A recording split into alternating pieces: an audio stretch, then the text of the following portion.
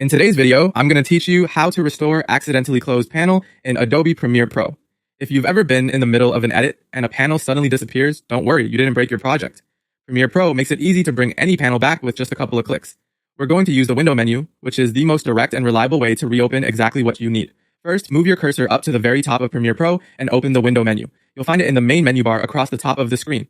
Clicking window reveals a long drop-down list of panels and tools available in Premiere Pro. Now scan through that list to find the panel you accidentally closed. You'll see familiar names like Effect Controls, Timeline, and Media Browser. The list is organized so you can quickly browse for what you need, and you'll notice that panels currently visible in your workspace typically have a checkmark next to their names.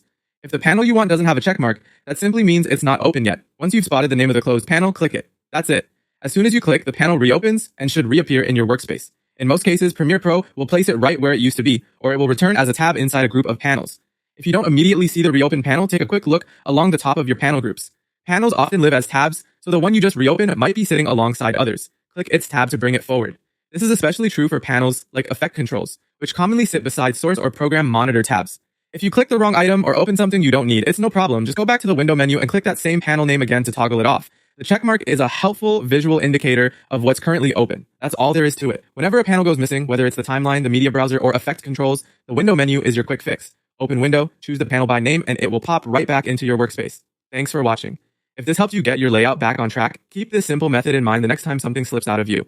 It's a fast way to stay focused on your edit and keep your workspace organized.